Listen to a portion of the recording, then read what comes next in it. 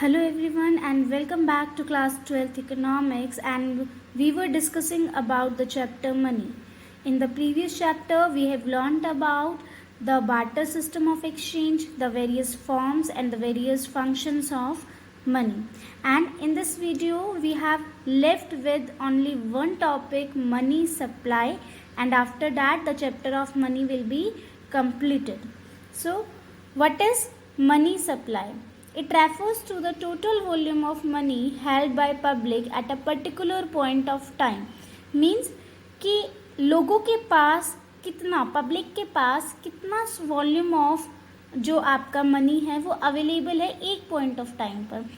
देखो कि मान लो अगर मैं किसी भी एक पर्टिकुलर पॉइंट ऑफ टाइम की बात करूं और मैं उस पॉइंट ऑफ टाइम पर देखूं कि लोगों के पास इस टाइम पर कितना पैसा अवेलेबल है, कितना वॉल्यूम ऑफ मनी अवेलेबल है, then that is the money supply.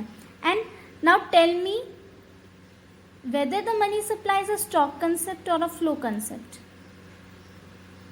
We have discussed and we have learnt in the previous videos about the stock and the flow concept. In that I have told you that in the under the stock concept the variables are measured at a particular point of time, and under the flow concept the variables are measured for the period of time.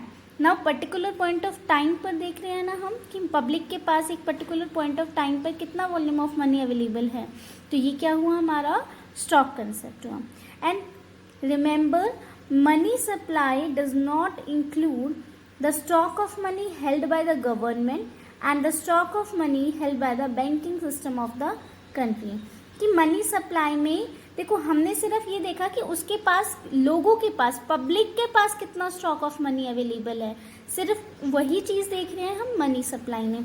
But इसमें हम government के पास जो stock of money available है और जो हमारा banking system है उसके पास जो स्टॉक ऑफ मनी अवेलेबल है, these will not be included in the money supply. Why these will not be included? Because the central bank यानी the banking system and the government are the suppliers of the money. They are the producers of the money. That's why the stock of money held by the government and the banking system will not be included in the money supply. Only the stock of money held by the public at a particular point of time will be included in the money supply.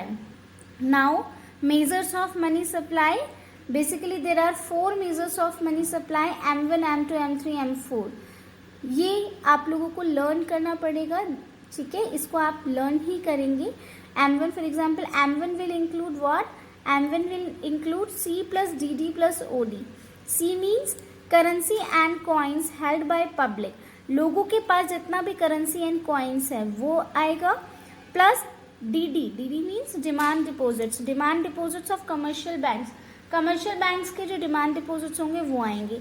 अब commercial bank के demand deposits means या आपके checkable deposits होते हैं जो checks के through आप कभी भी विड्रॉ करा सकते हो जिन डिपॉजिट्स को, and these are transferable on the demand and withdraw on the demand. So these are the demand deposits of commercial bank. OD means other deposits with RBI. Other deposits में जैसे RBI के पास world bank का, IMF का जो भी deposits है वो आपका OD अदर डिपॉजिट्स में आएगा, right. So M1 is equal to C plus DD plus OD. C means currency and coins held by the public. DD means demand deposits of commercial bank and OD means other deposits with RBI. Now what is M2? M2 will include M1 means ये जितना भी हुआ ना C plus DD plus OD ये तो आएगा ही आएगा, plus post office saving bank हम इसमें और ऐड कर देंगे तो वो हमारा M2 हो जाएगा. So M2 is equal to M1 plus saving plus post office saving banks. M3 is equal to M1 plus time deposits with banks. Time deposits means जो फिक्स डिपॉजिट्स होते हैं ना, FD वगैरह जो होते हैं, जो आप फिक्स पीरियड के लिए डिपॉजिट्स कराते हो, ठीक है, फिक्स टाइम के लिए, that these are the time deposits. तो वो इसमें इंक्लूड होगा M3 में, ठीक है. M3 is equal to M1 plus time deposits with the bank. M4 में क्या आ जाएगा?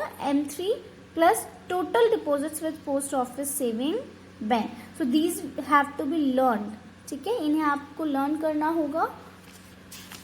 The 4 measures of money supply. And lastly, who are the suppliers of money? अभी मैंने बताया कि the central bank means I have told you ना कि the government of the country and the banking system of the country are the suppliers of the money.